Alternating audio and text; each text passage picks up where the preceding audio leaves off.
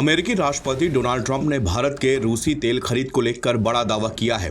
भारत पर इस दावे पर हड़कंप मच गया है। उन्होंने बुधवार को व्हाइट हाउस में एक कार्यक्रम के दौरान पत्रकारों को बताया कि प्रधानमंत्री नरेंद्र मोदी ने उनसे कहा कि भारत रूस से तेल नहीं खरीदेगा। भारत की तरफ से इस पर आधिकारिक प्रतिक्रिया भी आ गई है। विदेश मंत्रालय के प्रवक्ता रणधीर जायसवाल ने कहा कि भारत तेल और गैस का एक महत्वपूर्ण आयात करता है। अस्थिर ऊर्जा परिदृश्य में भारतीय उपभोक्ताओं के हितों की रक्षा करना हमारी प्राथमिकता है।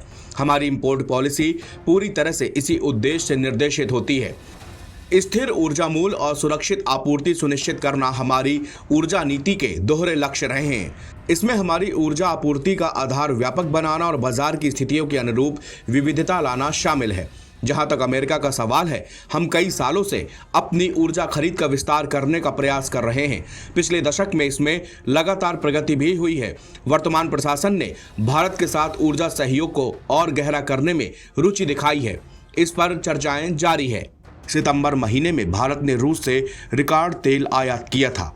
भारत ने रूस से तेल तब आयात किया जब ट्रंप ने भारत पर 50% का टैरिफ लगा चुके थे। ट्रंप ने कहा कि मैं इस बात से बिल्कुल खुश नहीं था कि भारत रूस से तेल खरीद रहा है और उन्होंने आज मुझे आश्वासन दिया है कि वो रूस से तेल नहीं खरीदेंगे। अमेरिकी राष्ट्रपति ने इसे रूस को आर्थिक रूप से अलग थलग करने के प्रयास में बड़ा कदम बताया और कहा कि अब हम चीन से भी यही करवाने जा रहे हैं। न्यूज एजेंसी ANI ने ट्रंप से सवाल पूछा था कि क्या वो भारत को एक विश्वसनीय पार्टनर मानते हैं।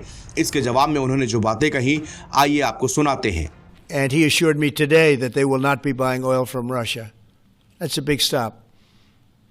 Now I got to get China to do the same thing.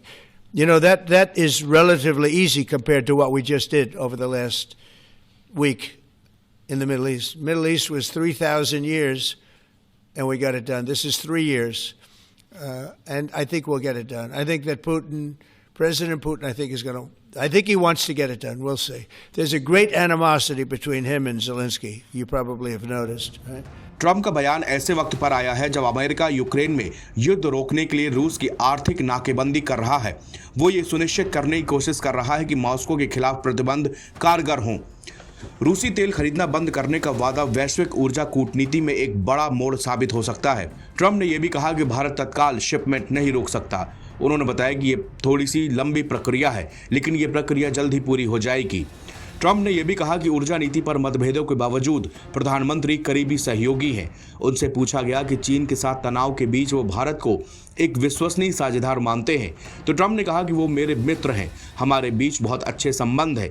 वर्तमान में भारत रूसी तेल का चीन के बाद दूसरा सबसे बड़ा खरीदार है।